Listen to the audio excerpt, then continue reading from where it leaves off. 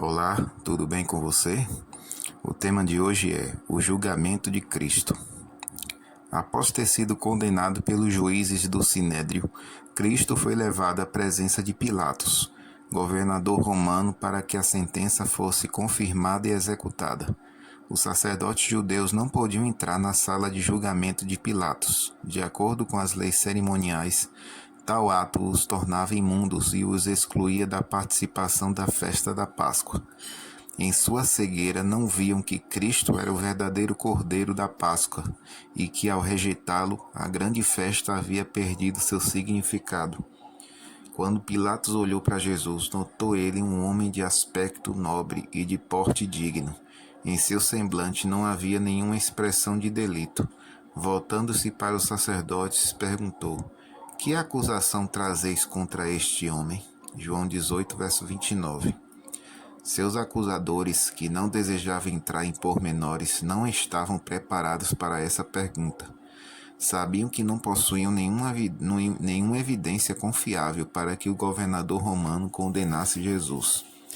Então suscitaram contra ele falsas testemunhas que disseram: Encontramos este homem pervertendo a nossa nação, vedando pagar tributo a César e afirmando ser ele o Cristo, o Rei. Lucas 23, verso 2. Isso era uma mentira, pois Cristo havia claramente sancionado o pagamento de tributo a César. Quando os escribas o interrogavam sobre essa questão, tentaram lhe armar uma cilada.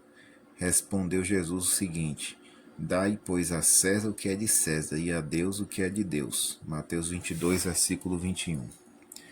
Pilatos não se deixou enganar pelo depoimento das falsas testemunhas. Voltou-se para o Salvador e perguntou: És tu o rei dos judeus? Respondeu-lhe Jesus: Tu o dizes. Mateus 27, verso 11.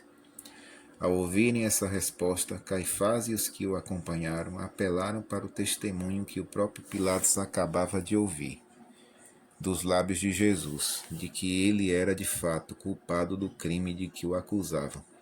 Em altos brados pediram sua condenação à morte. Como Cristo nada respondesse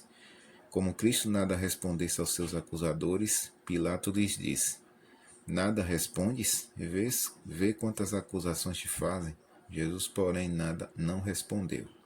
Marcos 15, versos 4 e 5. Pilatos estava perplexo, não havia encontrado qualquer indício de crime em Jesus, e não confiava naqueles que o acusavam.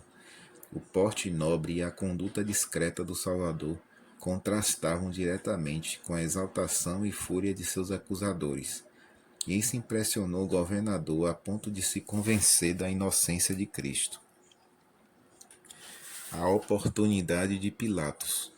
Esperando ouvir dele a verdade, chamou-o para perto de si e perguntou: És tu o rei dos judeus? João 18, verso 33. Cristo não respondeu diretamente a essa pergunta, mas devolveu-lhe outra pergunta: Vem de ti mesmo esta pergunta, ou tu disseram outros a meu respeito? João 18, verso 34. O Espírito de Deus estava operando no coração de Pilatos. A pergunta de Jesus tinha o objetivo de levá-lo a examinar mais profundamente seu coração. Pilatos entendeu o significado da pergunta e seu próprio coração se abriu ante ele, sentindo a alma se agitar pela convicção. Nesse momento, porém, um sentimento de orgulho se apoderou dele, e voltando-se para Jesus, disse-lhe: Porventura sou judeu?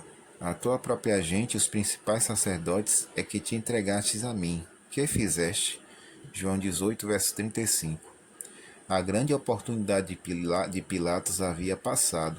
Contudo, Jesus desejava que o governador compreendesse que ele não viera para ser um rei da terra, e por isso lhe disse: O meu reino não é deste mundo. Se o meu reino fosse deste mundo, os meus ministros se empenhariam por mim para que não fosse eu entregue aos judeus, mas agora o meu reino não é daqui. João 18, verso 36. Então lhe disse Pilatos: Logo, tu és rei? Respondeu Jesus: Tu dizes que sou rei. Eu para isso nasci, para isso vim ao mundo, a fim de dar testemunho da verdade. Todo aquele que é da verdade ouve a minha voz. João 18, verso 37. Pilatos tinha um desejo de conhecer a verdade. Sua mente estava confusa. Avidamente apanhou as palavras de Cristo e seu coração se comoveu com o desejo de conhecer e obter a verdade. Então ele perguntou a Jesus: Que é a verdade? João 18, verso 38. Mas não esperou pela resposta. Fora do tribunal, a turba chegou ao máximo da agitação e tumulto. Os sacerdotes clamavam por uma ação imediata, e Pilatos teve que se voltar para os interesses do momento. Dirigindo-se ao povo, declarou: Eu não acho nele crime algum. João 18, verso 38. Essas palavras vindas dos lábios de um juiz gentil eram uma reprovação esmagadora da deslealdade e falsidade dos príncipes de Israel que incriminavam o Salvador. Quando os sacerdotes e anciãos ouviram o juízo de Pilatos, sua decepção e fúria não conheceram limites. Fazia muito tempo que haviam planejado e esperado por essa oportunidade. Quando viram que havia possibilidade de libertação de Jesus, ficaram a ponto de despedaçá-lo. Descontrolados e irracionais, começaram a praguejar, comportando-se como verdadeiros demônios. Aos gritos, denunciaram Pilatos, ameaçando-o de censura por parte do governo romano. Acusaram-no de se recusar a condenar alguém que eles afirmavam ter se insurgido contra César. Então se puseram a clamar: Ele alvoroça o povo, ensinando por toda a Judéia, desde a Galiléia, onde começou, até aqui. Lucas 23, verso 5. Até ali, Pilatos não havia pensado em condenar Jesus, pois estava certo de sua inocência. Mas quando ouviu que Cristo era da Galiléia, decidiu enviá-lo a Herodes, o governador daquela província, o qual se encontrava então em Jerusalém. Através dessa manobra, Pilatos pensou em transferir a responsabilidade de suas mãos para as de Herodes. Jesus estava enfraquecido pela fome e exausto pela falta de sono. Além disso, sofria pelo tratamento cruel que havia recebido. Mesmo assim, Pilatos o devolveu aos soldados e ele foi arrastado entre os insultos e zombaria da multidão impiedosa. Perante Herodes. Herodes nunca havia se encontrado com Jesus, mas havia muito desejava vê-lo e testemunhar seus maravilhosos milagres. Quando o Salvador foi conduzido à sua presença, a turba se agitou, acotovelando-se. Gritavam coisas diferentes, produzindo um vozerio confuso. Herodes ordenou silêncio, pois desejava interrogar o prisioneiro. Comovido e curioso, olhou o rosto pálido de Jesus. Viu nele traços de profunda sabedoria e pureza. Estava convencido, assim como Pilatos, de que somente a maldade e a inveja eram os únicos motivos que levaram os judeus a acusá-lo.